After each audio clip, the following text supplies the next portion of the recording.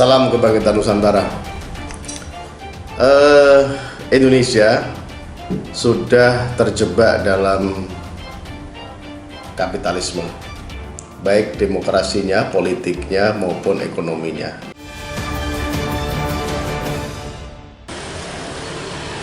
Partai Kebangkitan Nusantara atau PKN menilai saat ini bangsa Indonesia sedang dikuasai oleh para kapitalis.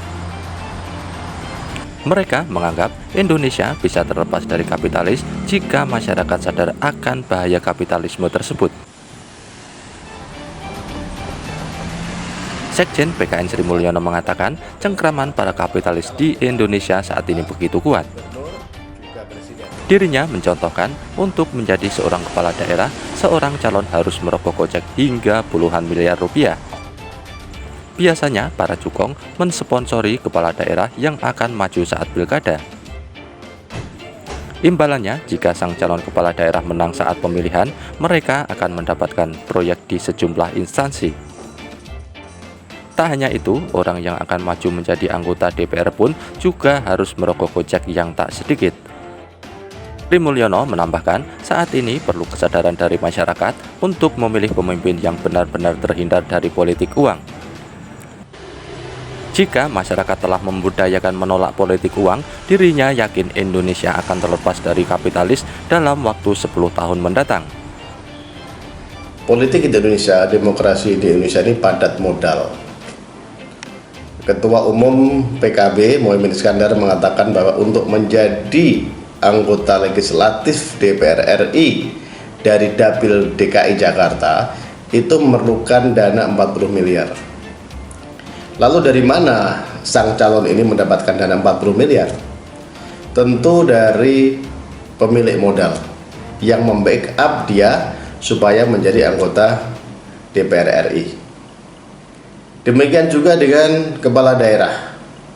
Sudah jamak, sudah sangat lazim, orang sudah tahu semua, menjadi rahasia umum bahwa untuk menjadi kepala daerah itu perlu modal yang sangat besar. Jumlahnya bisa mencapai 50 miliar atau bahkan lebih. Dari mana sang calon mendapatkan modal ini? Tentu dari pemilik modal, dari sang kapitalis. Begitu juga DPRD provinsi, DPRD kabupaten kota, gubernur, bahkan presiden sekalipun. Semua membutuhkan dana yang sangat besar untuk memenangkan pertarungan demokrasi atau pertarungan dalam pemilu dan pilkada. Karena itu kapitalis yang ada di Indonesia ini memegang peranan yang sangat strategis dalam menentukan masa depan negara Indonesia ini. Kenapa? Karena mereka sudah investasi duluan. Mereka memberikan modal kepada para caleg, memberikan modal kepada para calon bupati, wali kota, gubernur, juga presiden. Jadi ketika calon-calon yang mereka dukung, yang mereka berikan dukungan logistik ini menang, maka kebijakan-kebijakan yang diambil oleh wali kota bersama DPRD-nya, gubernur bersama DPRD-nya, dan presiden bersama DPR-nya akan berpihak kepada kepentingan para kapitalis yang telah mengijon memberikan modal kepada mereka. Contoh yang paling konkret adalah Undang-Undang Omnibus Law. Undang-Undang Omnibus Law tenaga kerja salah satunya itu membuktikan bahwa kapitalis betul-betul sedang memainkan perannya untuk menguasai ekonomi Indonesia dengan jalan memarginalkan buruh dan memanjakan para pemilik modal. Itu hanya salah satu contoh. Solusinya ini masalah besar. Kenapa? Karena narasi kapitalis ini itu di-backup oleh kekuatan besar, yaitu kekuatan asal mula kapitalis ini muncul dari Amerika.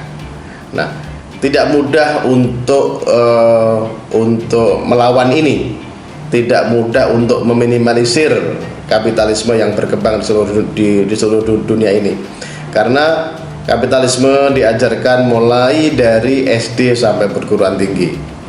Solusinya adalah kesadaran. kesadaran yang harus dimiliki oleh seluruh rakyat Indonesia atau sebagian besar rakyat Indonesia bahwa negara ini tidak boleh dikuasai oleh pemilik modal. Negara ini harus dikuasai oleh rakyat sendiri. Tidak ada yang boleh menguasai selain rakyat. Karena itu rakyat harus sadar ketika pemilu, rakyat itu sedang menanam. Ketika pemilu, rakyat harus sadar bahwa dia sedang menanam sebuah tanaman demokrasi. Dia memilih caleg-caleg yang benar. Ketika pilkada, dia memilih bupati, wali kota, gubernur yang benar. Dan ketika pilpres, dia memilih presiden yang benar. Artinya presiden, caleg, ataupun wali kota, gubernur yang sudah teruji track recordnya selama puluhan tahun. Rakyat harus melihat itu. Ketika rakyat punya mindset bahwa pemilu, pilkada adalah musim tanam, dia menanamkan tanaman yang baik, bibit yang baik, maka 5 tahun ke depan rakyat akan memanen kebijakan-kebijakan yang dihasilkan oleh pemerintah. Tapi ketika rakyat memanai pemilu sebagai musim panen politik, maka 5 tahun berikutnya setelah pemilu, rakyat akan mengalami musim kering, musim kemarau yang panjang selama 5 tahun. Sementara para kapitalis yang sudah mengijon memberikan money politik kepada rakyat akan panen raya selama 5 tahun. Jadi kuncinya adalah mindset.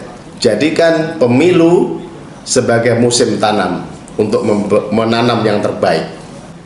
Seandainya ada kesadaran kolektif di kalangan masyarakat di segala elemen, baik terutama pegiat medsos, media sosial, kemudian pegiat para jurnalis, para pemain media, jika ada kesadaran. Kenapa? Karena media adalah trendsetter, medsos adalah trendsetter, jurnalis adalah trendsetter.